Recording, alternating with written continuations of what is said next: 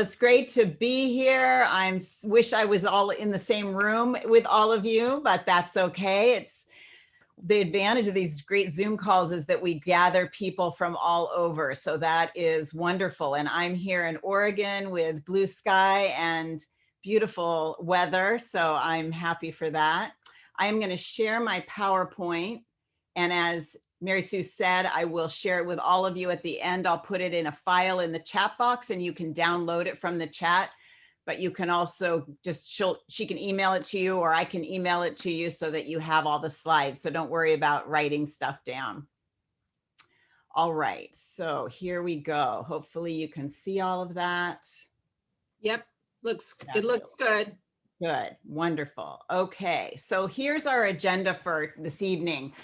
And my hope is to get through all of this in about 45 minutes so we have time for questions. As Mary Sue said, by all means, put your questions in the chat and I'll answer as many as I can when we're done today.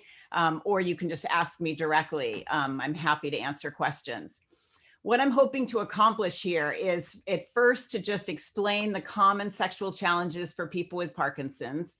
Many of you are already familiar with all of that, but for those who maybe are newly diagnosed, I'm just going to share that.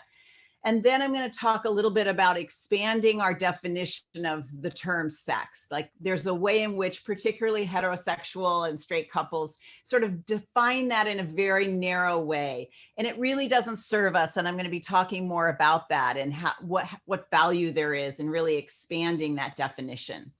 And then I'm going to describe how to have kind and brave conversations with your partner about intimacy, emotional intimacy, and sensual and sexual intimacy. Those are hard conversations to have. Many of us have not needed prior to Parkinson's to really have to talk much about sexuality. Ideally, those things just kind of go easily and there's not much discussion sometimes needed. But I think it's the most important thing for couples to do, regardless of whether there's a health challenge involved, is to have those conversations, but nobody teaches us how to do that. So by the end of this evening, you'll have a little better idea about how to broach those conversations.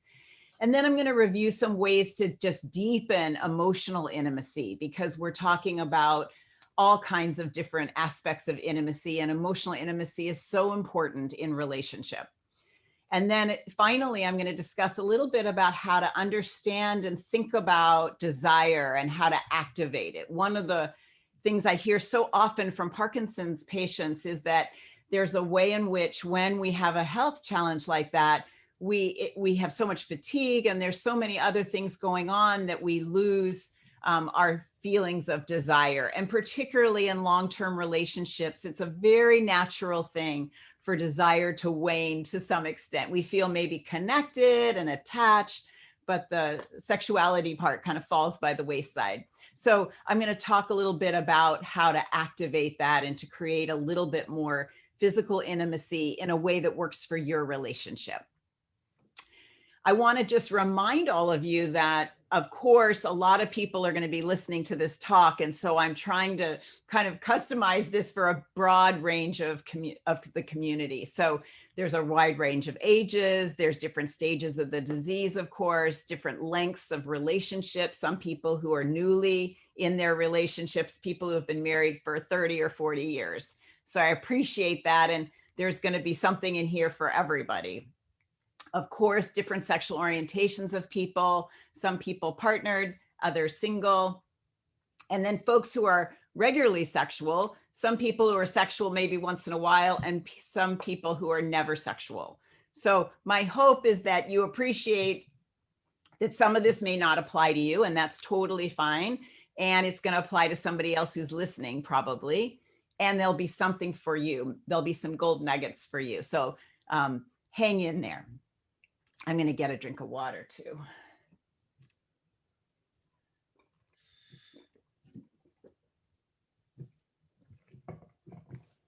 Great. So just to review briefly, excuse me, the sexual challenges that people with Parkinson's naturally and normally experience is reduced desire and energy. And this can be due to fatigue or depression or medications, but that's a very common experience.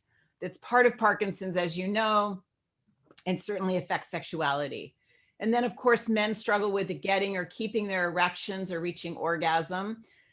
Women may experience dryness or pain or have difficulty finding their orgasm. And then there's just those first three are sometimes sort of experiences that people have just as they're aging or being postmenopausal. And so sometimes it's hard to know, is this because I have Parkinson's or is this because I'm just an aging person? It's hard to know, and it really doesn't matter. I'm going to be talking about what to do when you're experiencing those things, and they're very common, so you're not alone if you're experiencing some or many of those things. And then, of course, slowness of movement, the tremor, excuse me, rigidity, all of that affects many aspects of sexuality. And then cognitive changes, of course, can sometimes change a patient's ability to really show up and be present, and can affect their partner's ability to feel like they're connected to that person. So these are just an overview. Of course, there's other things, but these are the main things that people with Parkinson's experience in relationship to sexuality. And then the challenges that partners face if they have their partner has Parkinson's, they experience their own fear and their own anxiety and their own depression and grief. That can impact the sexual experience. So it's not just the person who has Parkinson's who's experiencing maybe some of these things, fear and anxiety and depression or grief, but also the partner's experiencing their own aspect of that. There's also fatigue from taking on more responsibilities as a care partner, and that can impact your desire or ability to be sexual. Feeling more just in the caretaker role. What we know is when you're caretaking, sexual desire goes way down. It's why when parents have little children, they often don't feel very sexual because they're so busy taking care of those little ones. Or if you have an older parent who's struggling and you're having to take care of them, or your partner, that decreases desire. It's really normal. And so I'm going to talk about how to work with that. And then the inability to read those nonverbal cues from your partner. So as you know, people with Parkinson's have that masking. And so there's the facial animation is different, and it's more frozen looking. And so there's ways in which we communicate non-verbally by the expression on our face that often partners of people with Parkinson's, they can't read those signs. And so that affects their ability to sort of know when to initiate or should they initiate, because some of those nonverbal cues aren't there. And then just in general, sometimes just feeling less emotionally connected to their partner for a whole variety of reasons affects their interest in being sexual.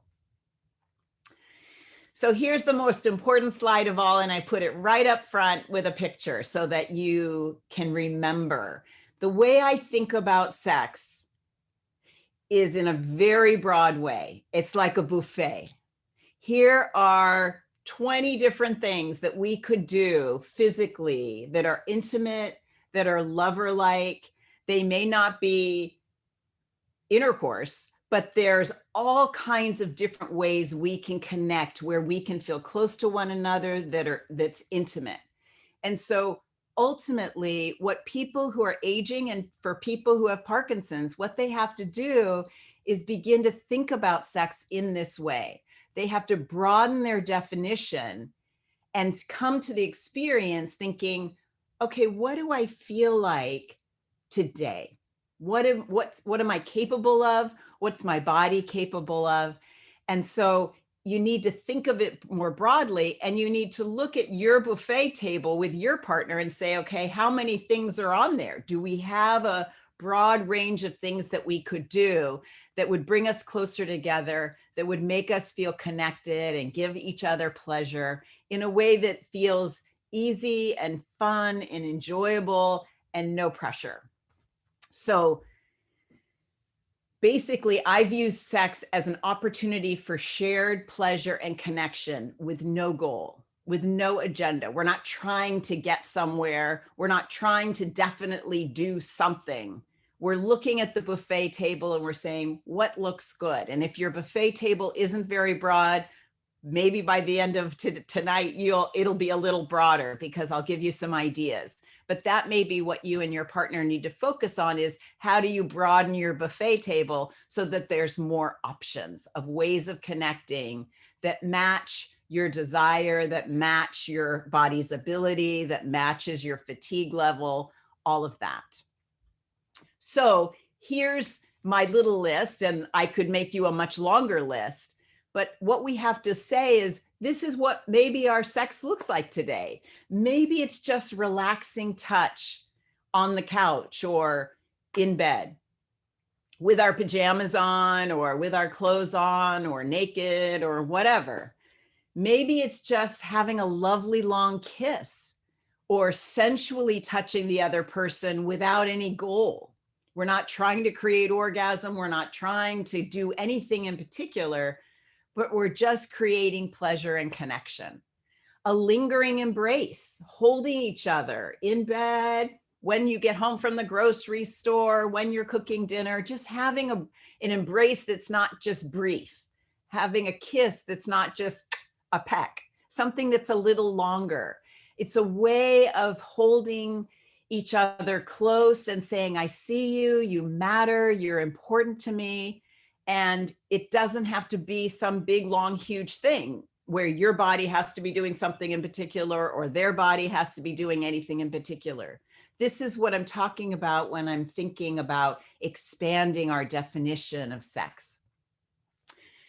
Second to the bottom there, it says touching with still hands. What I mean by that is putting your hands on the person's body, but not necessarily moving them around. What I hear sometimes, particularly from women, is that they really love their partner holding their arms and just being there for a moment, and then maybe putting their hands there on their chest, or cupping their face and not moving. But when our hands go roaming, then it makes the person sometimes feel anxious, like, okay, where are they going to go? I don't really want them to touch here or there. And so instead of it being a pleasurable connecting experience, it ends up being something that's kind of anxiety producing.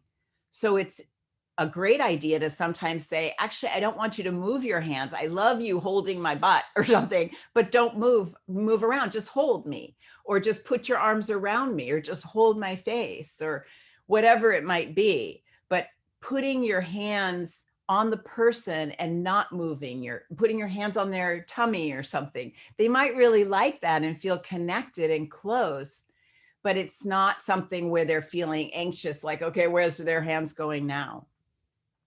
And then just naked holding. We're so used to, if we're naked, then we're going to be sexual. And I see naked holding as a destination unto itself. But with any of these things, sometimes this needs to be explicit, which is why later I'm going to talk more about communication, because I think it's important to explicitly say, I'd love to get in bed with you naked tonight, and I don't want to do anything other than hold each other and feel close and feel connected. Can we do that? Like, that's our goal tonight, is to just feel close and connected and put our hands on each other. So any of these things can be a destination. We think of a lot of these things as sort of what you do before you move on to other things. And I'm going to try to help you expand the way you think about sex by thinking about these things as being literally destinations unto themselves, and saying that to your partner. That's what I would like. That's where I want us to be. Now, maybe after you've laid there naked for 5 or 10 minutes, then you feel like doing something else. So you check in with your partner. Now I actually feel like doing X or Y or Z. And maybe you don't. So that's okay. But sometimes it's just doing one of these things and thinking of it as just a place to go and feeling close. And if you decide both of you want to go someplace else, great. All right, let's keep going. So practical solutions that I always talk to Parkinson's patients about is using lubricants, of course, Satin sheets can be helpful. Not waiting until bedtime to be sexual. Parkinson's patients have to manage their medications and their on-off times. So maybe your best time is early afternoon or late morning. So having an intimacy date or a sex date or whatever you want to call it, some naked time, putting it on the calendar, scheduling it, and showing up at a time when you're at your best, rather than when you're super tired at 10 o'clock at night or 9 o'clock at night or whenever it is that you get tired. Not waiting till that time. That's often when couples tend to be sensual or sexual, is right before bed. And it's often not great for Parkinson's patients. And it's often not great for any of us as we age, because that's not when we're at our best. So if your lifestyle is such that you have some time during the day and you can kind of plan a little window of time, maybe it's half an hour, maybe it's 20 minutes, maybe it's 45 minutes, whatever it might be, but having a plan, we're going to be close and connected. Maybe you're going to have a bath together. Maybe you're just going to lay on your bed and talk about something, just your heart's not daily responsibility stuff, but just communicating in a close way. So I'm a big believer in scheduling it. I often hear people say, well, it sort of takes the spontaneity out of it. And I say there's lots of things that we plan, that we look forward to, that we prepare for when it's on the calendar. And so we show up ready because we know it's coming and it doesn't ruin the fun of it. So, whether it's a holiday or it's time with a friend or it's a party you're going to go to, it doesn't ruin the party because it's scheduled. The same is true for time with your partner. My experience is that when it's on my calendar, it's likely to happen. And things that we hope will happen spontaneously often don't happen. So it's a way of saying to your partner, you're important to me and I want some quality time with you. So whether it's a conversation or it's laying in bed together or it's having a bath together or it's rubbing lotion on each other's bodies or whatever it might be, putting it on the calendar and making sure once a week or twice a week or once every other week or whenever's right for your relationship, making sure you're carving out time for that kind of closeness. De-rolling from being patient and care partner. So often, because there's a doctor's appointments and there's household stuff, the person with Parkinson's is busy doing their thing and thinking of themselves sometimes as the patient. And the partner's thinking of, what do I need to do to take care of my loved one? And my suggestion is, when you go into these times when it's just the two of you, that you de-roll from those not responsibilities, but sort of those roles, and you're just yourself. I'm just Sheila showing up. I'm not a parent. I'm not somebody's friend. I'm not all the other things that are on my, kind of all the different hats that I wear. One of the beautiful things about spending time with your partner is kind of creating this bubble where the kids and the household and job and whatever is outside of that bubble for that period of time. And it's just the two of you, no matter how short that period of time is, that you sort of guard it and protect it and allow for something lovely to happen during that time, whatever it may be. So when I say de-roll, it's sort of taking off those hats and just trying as best you can to just be you, without feeling the responsibilities or the worries of those roles. Parkinson's patients, and I would say anybody who's aging, needs to be patient with themselves around sexuality. It might take longer for you to get aroused. It might take longer for you to reach your orgasm. that's okay. Can you be okay with that? It's just what is. It doesn't mean there's anything wrong with you. It doesn't mean there's anything wrong with your body. It doesn't mean there's anything wrong with your partner. It's just what's happening. And so as best you can, to try to just understand that that's part of living, is sometimes it takes us longer. I encourage people to remember to bring their thoughts into the arousal process and not just their body. Many of us, I would dare to say most of us, it's not just physical stimulation that's going to get us aroused. It's also what we're thinking about. So it might be that you're thinking about something arousing, you're thinking about how beautiful your partner is, whatever it may be. But what's not going to be arousing is, I hope this works out. I hope my body does whatever, gee, I'm not getting aroused. This isn't very fun. Did I lock the front door? Like, those thoughts aren't very arousing. So when I am talking about bringing your thoughts in, I'm talking about if you're thinking about what's not going to happen or what should be happening and isn't happening, you're analyzing and you're observing yourself in the situation, and you're not fully present. So what you need to do in those situations is come back to your body and just say, okay, simmer down. What is my body feeling? How do my legs feel? How do my shoulders feel? How do my hips feel? Like, where is my partner touching me? How does that feel? Can I feel their hand on my skin? Am I touching my partner? How does their skin feel? Can I feel their breathing? Can I smell them? Like, using your senses and enjoying every aspect of it from a sensual perspective, and just being as fully present as you can, not watching or analyzing, but really just being present and enjoying what's happening, bringing your brain in along with your body. And then I also really encourage people to enjoy where they are rather than focusing on where they want to go. So that's, again, about mindfulness and being present. Right now, we're just kissing. That's all we're doing. So I'm not thinking about, ooh, I hope this happens next. I mean, you might think that, but then you're not really present. So you're better off just noticing how lovely it is to kiss your partner and just be all in with that experience and not taking yourself out of that into the future.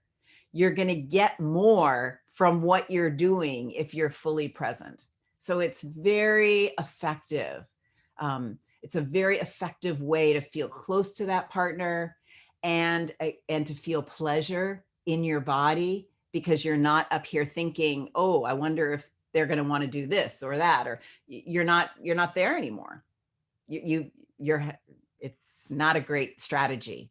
So my encouragement is to just be present. What's happening right now? Their hand is here, their hand is there, their hand is wherever, my hand is here.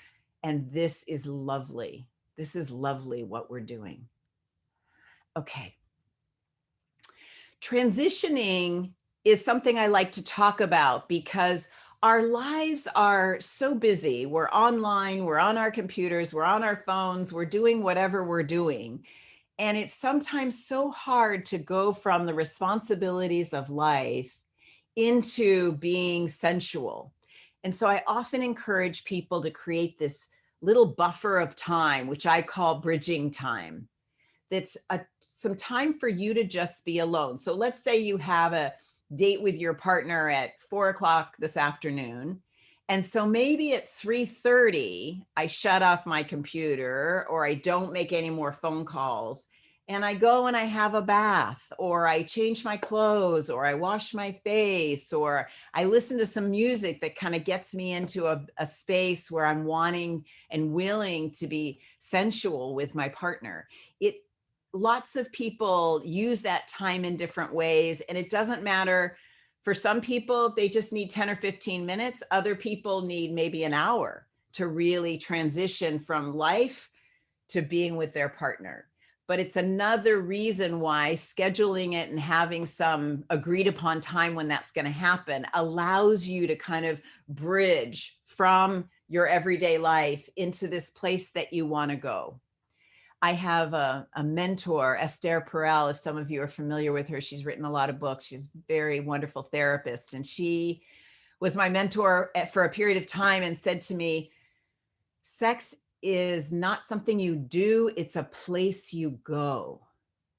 And I love that because we all think of it as something we do, but actually it really is this period of time, whatever is on your buffet, whatever is part of the menu that day for you, it's this period of time with your partner where you're just in your body and being close and connected with your partner.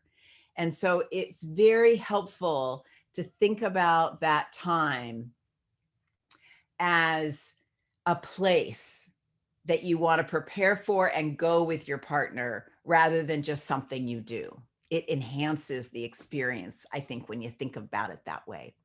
So if you don't do this already, I would encourage you. For some people, maybe it's getting a little walk in or exercising in some way, kind of enlivens their body before they're being sensual. For other people, they need to kind of quiet down and have some breathing time, maybe journaling, maybe reading something erotic, but something that helps them transition into being ready. I find women often need this more than men, but it's just a great thing, and I would be remiss to not talk about it today. All right, let's talk a little bit about communication. I have here, when one of you has Parkinson's, it helps to have conversations about intimacy in a loving, kind, and matter-of-fact sort of way. I think having these conversations is so helpful because it makes the unknown or nonverbal or not spoken or confusing communication explicit, understandable, and easy. And it really helps create a good experience. It's my belief that in order to have good sex, however you define it, you have to talk to your partner. They're not going to read your mind. They don't know what you want. They don't know what you're thinking. No matter how long you've been in a relationship, communication is super important. But as I'm well aware, conversations can be very hard. I'm super comfortable talking about sexuality because it's my work and it's what I do every day in my office. But I recognize that most of us don't normally have those conversations. They're embarrassing, they can be awkward. We might upset our partner, so sometimes we don't talk about sex because of that. We are uncomfortable using terms like erection or lubrication or intercourse or sex. Even that, any words may feel uncomfortable. It may not be part of our experience talking about it. It may not be part of our culture. I've even had people say to me, it doesn't feel respectful sometimes to talk about sexuality. But I think if you're coming from a place, a good faith place of, I want to make this part of our relationship better, then you get some leeway to talk about it, because that's how you make it better, is you have those conversations. And many times couples who don't have those conversations then seek out a sex therapist like myself and have those conversations in my office, when in fact they could be having them in their own homes if they had some skills. So I'm going to give you some of those. Sometimes intimacy issues predate Parkinson's. So sometimes maybe your sexuality was a little bumpy or a little problematic before you even were diagnosed. So it really has nothing to do with Parkinson's. It's just been a hard issue for your relationship for a very long time. That may be true, which also makes the conversation hard. And sometimes they're kind of heated conversations, or someone feels blamed or someone feels bad. And so it's just easier to avoid them. Those conversations can sometimes come with a lot of baggage, which is why I'm going to help you know how to talk about them.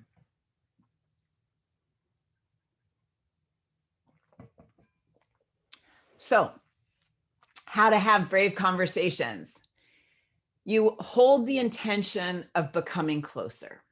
You don't hold the intention, you're wrong, you're not doing it right, I want you to be different. Like none of that is going to help you. It's not going to make the conversation go well. So you've got to really hold the intention. I want to make this better. I want to own my piece of this dance that we're doing together.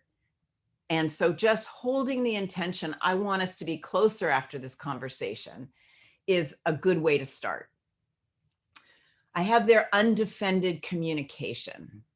What I mean by that is being willing to say, I maybe am not doing this right, or there's something here I don't know. I want to learn. I want to understand.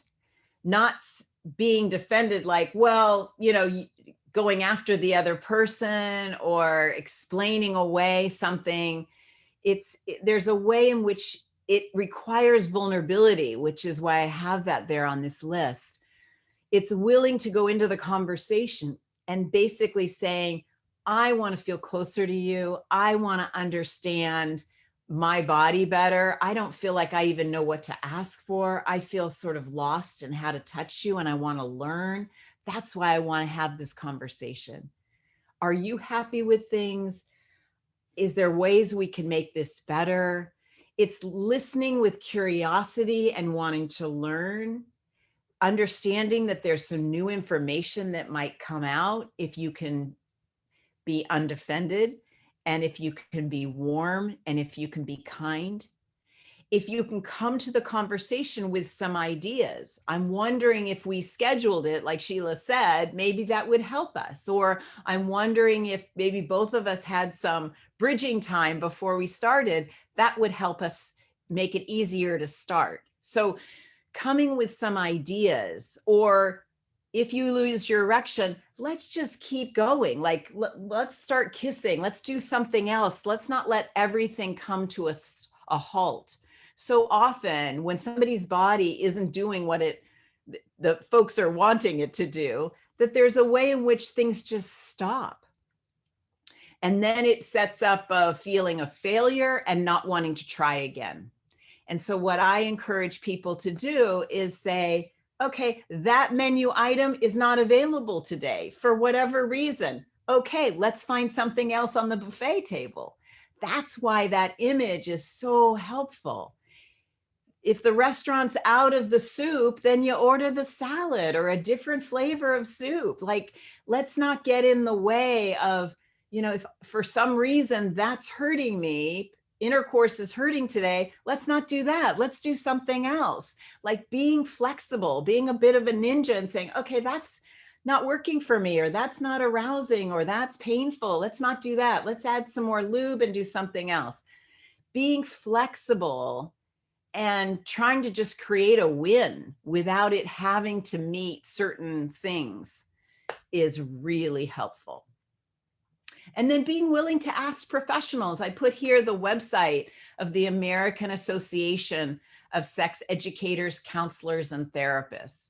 There are people in your area whose specialty is helping you have conversations. I recognize that they can be very hard to have on your own. So sometimes even just one meeting, I've had clients, one meeting, it was helpful. And that was, I never saw them again, and that's okay. So it may not be that you're in therapy for 6 months. It may be that just a couple of sessions of somebody helping you have these conversations makes all the difference in the world. But I really think having these conversations and beginning in a vulnerable way with, this is how I'm struggling. Your erections come and go, and I don't know what to do with that. Help me out, coach me. Like coming with your own vulnerability, or saying, my body, I'm just struggling with arousal. I don't really know how to create that. I have some ideas. Do you have some ideas? Can we brainstorm here a little bit? So coming with some vulnerability, coming with some curiosity, bringing some ideas and seeking their ideas, being allies, being collaborative in terms of having these conversations, and then deciding, all right, let's just decide one thing. Like, what's one small step that we could do, one thing we could do a little differently that'll push us a little forward and help us have a better experience and feel more successful. So asking about a good time to talk instead of just broaching it when the other person isn't expecting it can sometimes create problems. So saying, I want to talk a little bit about our intimacy. Can we do that tonight? Can we do it tomorrow afternoon? So that they can start thinking about, okay, what do I want to bring to that conversation? What do I want to say? So that's helpful. Talking about it away from the bedroom, not in the midst of trying to be sexual, having these conversations is often a recipe for disaster. So on a walk or sitting on the couch, debriefing a sexual experience. Something happened and I didn't really understand what happened for you. Tell me more about that. It seemed like you liked that, but then it seemed like you didn't want to do it anymore. So help me out here. Tell me more about what your experience was. Again, bringing curiosity and interest so that you can learn. And are you teachable and are you coachable? That's important to evaluate because that's how you move things forward. And then we talked about bringing ideas, being vulnerable, and deciding to take one small step. So I'm aware of time, so I want to give you just this list. Again, I'm going to put this whole PowerPoint in a file in the chat so that you can just download all these slides. But these are kind of ways of starting that conversation. Starting on a positive note. My favorite way that you touch me is X or Y or Z. That can be very interesting, that you may do something with your partner that you didn't even really think about, and it's their most favorite thing that you do. One thing I would like more of is just one thing. Keep it short.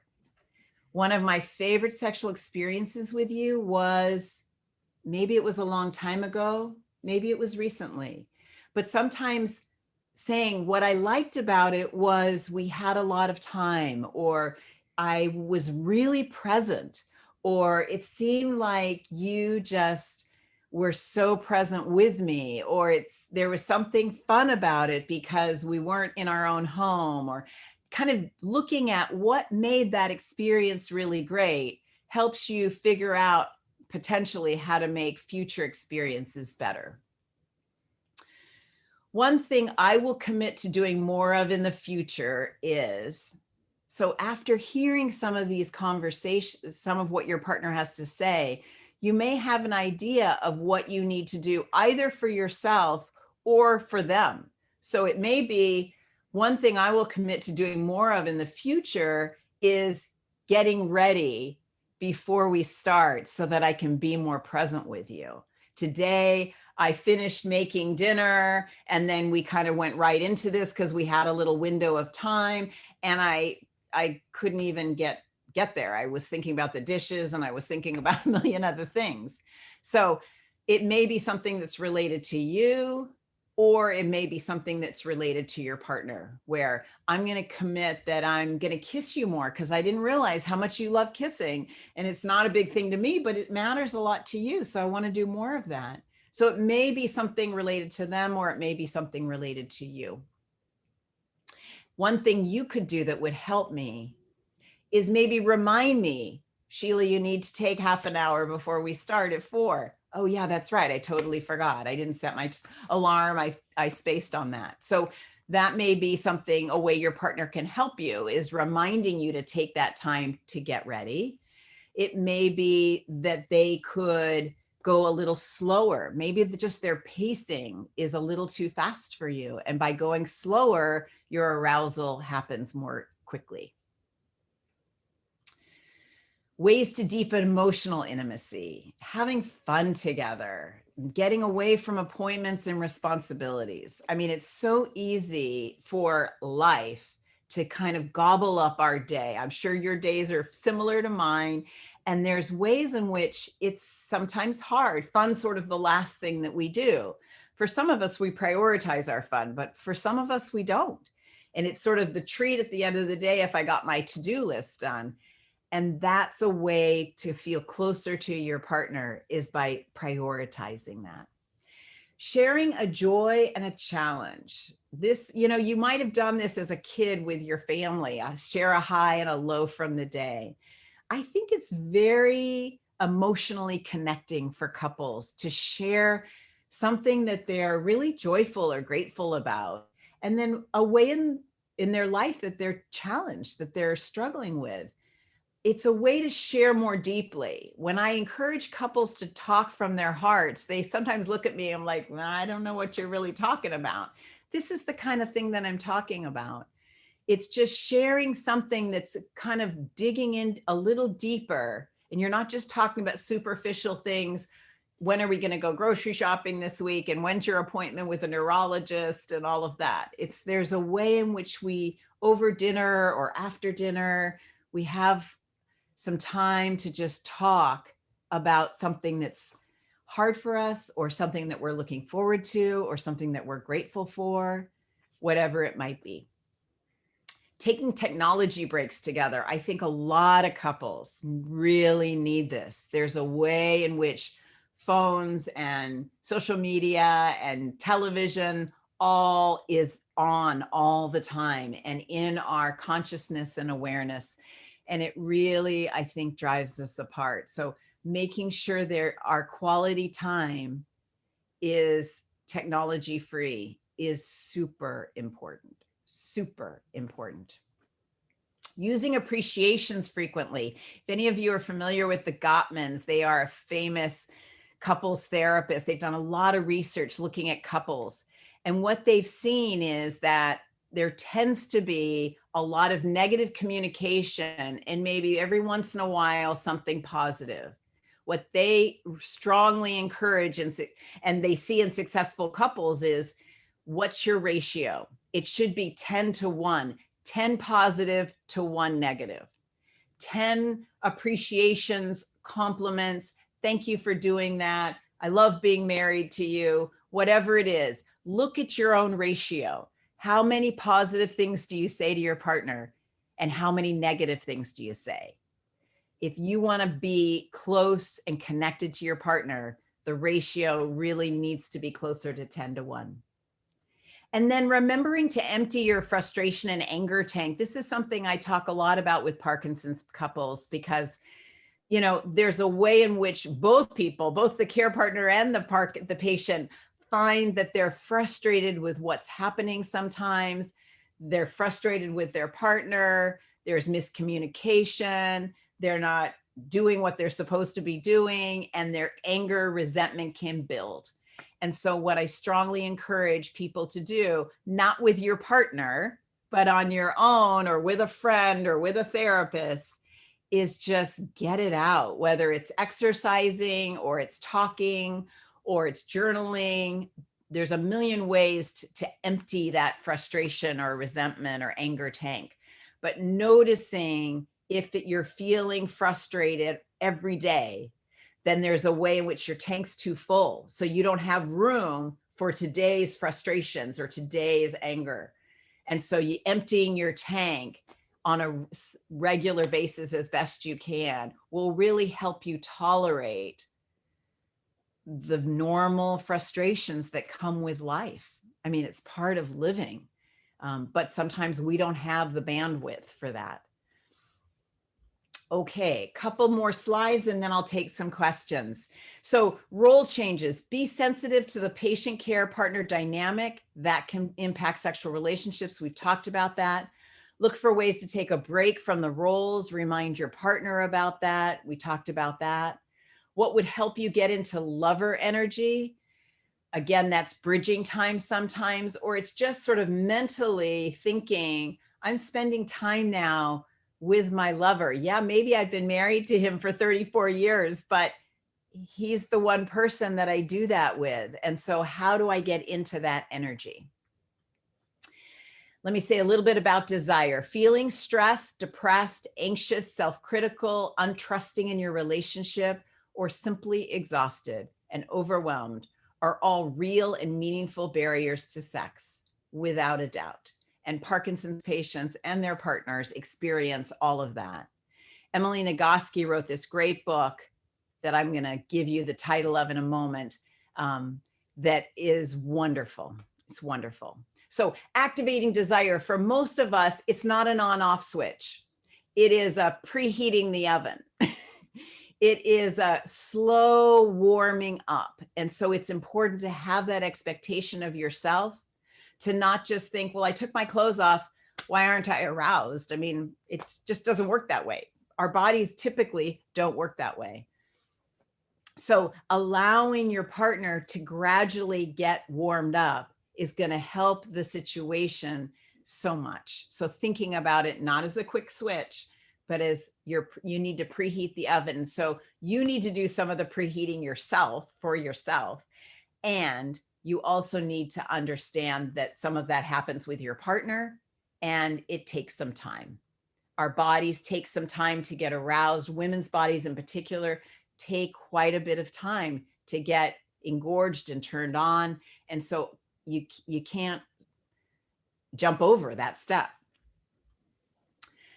Desire often kicks in once we start. So when I hear women in particular say, I don't have any desire, I say you don't need to start with desire. You need to start with a willingness to start, and then desire kicks in later. Desire often kicks in once we get a little aroused, once our partner begins touching us. Then it's sort of like, oh, actually now I kind of feel like doing something with you, but I didn't pick to begin with. So if you wait for desire, you're going to be waiting a long time sometimes, because the natural cycle of things is it starts here. You can see it in this diagram. We have desire in response to something. We often don't have spontaneous desire that just sort of is there. It's in response to something, a conversation, or seeing a movie, or being touched by our partner, or whatever it might be. But we need something in order to happen before the desire kicks in. So you just need to know what would help you have a willingness to start. What helps that? That's how you activate desire. You really actually need to just activate willingness and begin with something that sounds good. So look at what you want rather than what you don't want. Often people think about sex and they're like, oh, I don't have the strength for that, so let's not do anything. And what I say is, what do you have desire for? Do you have desire to just lay with your partner and stroke their face? Oh, sure, that sounds nice. Or do you have a desire to just kiss them or hold them? Start with that. Start with where you are. Start with what you want, rather than whatever maybe 10 steps down the road that you're not ready for. Start with what you want. And maybe that's a destination unto itself. And maybe you, once you're there for a little while, you'd want something else. Remember, you have a whole team of support. You have your neurologist, you have your physical therapist, you have occupational therapists, hopefully you have social workers. Use everybody on the team in terms of working with sexuality. It's not just on your shoulders alone. Oh, I'm running out of time. Here's the good books. You'll get them when you get the slides. Sexual Intelligence is brilliant. Come As You Are is the Emily Nagoski book, and Naked at Our Age is the Joan Price book. And that's my last one, but I'm going to just stop sharing my slides so that I can take questions in our last 8 minutes or so. Okay, folks, thank you. That was really, really great information. You can look for the chat icon at the bottom of your screen, or it's somewhere on your screen. It says chat, and you can type a question there, or you can unmute yourself and ask a question verbally, either way. So do we have any questions?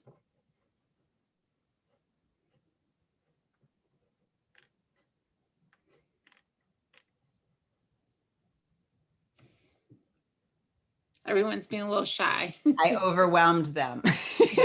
Well, the chat button is a good, here we go. Okay. I just that's your file. Got it. Okay. Those are my slides. Okay, folks, the slides are in the chat. So if you want her slides, just go in there. Let's see how you do this. Whoop. Okay, click on it, and then you'll see a PDF, and just see, I'm going to try to save it so I can talk people how to do this. Click to download.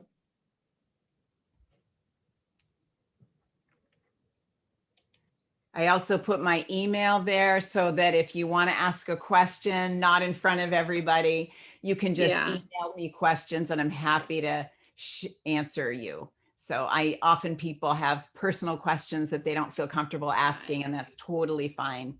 And if for any reason you can't download my slides, don't worry about it. I can email them to you as well. So don't worry, just email me and let me know I couldn't figure out the slides, and I'll just send them to you as an attachment. So don't worry if you can't download them. I just downloaded them, and you can also email me and I can send them as well. Okay. And if there's anybody on the call who's single, sometimes people have questions about dating. Feel free to email me. I have a handout that speaks a little bit about dating and having a disability and how to talk about that with a potential partner. So I'm happy to share that with you if that's something that applies to your situation. Well, Oops. I don't see any questions. So, oh, here we go. Can you read that in the chat? Let me see. Yes. I was diagnosed about 5 years ago, and tonight is the first time I'm hearing this type of information. Yes, I totally understand that. Yes, even my urologist has failed to broach many of these specific issues. I hear you, Sean and Missy. I hear you. It's why I speak to health professionals, Parkinson's health professionals all the time, doctors, neurologists, physical therapists, occupational therapists, and say, talk to your patients. They want to hear this information, but they have some of the same uncomfortableness and awkwardness. So I'm glad you enjoyed it. I'm glad you got some information from it. And if they don't bring it up, you bring it up. And if they don't have the answers, they can find the answers for you. But especially around medications, that's something they know the answers. They're just scared to talk about it, or they think other things are more important.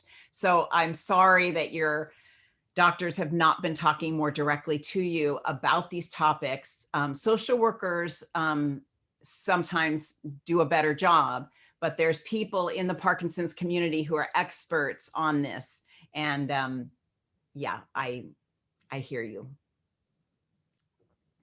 Okay. Any other questions?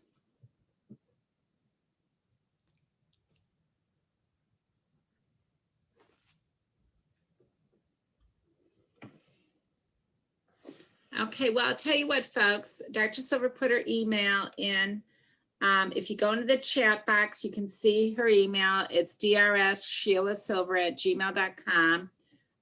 Feel free to email her with any questions. If you want the PowerPoint presentation, you can email me, or you can email Dr. Silver. We'd be happy to send it to you. Dr. Silver, thank you so much. I really appreciate you taking the time this evening to do this. We're so grateful. This is one of the benefits of online Zoom, is that we get experts from all over the country, and you were certainly one. So great presentation. And I think we're going to sign off and say good night, everyone. All right. Okay, bye. Bye.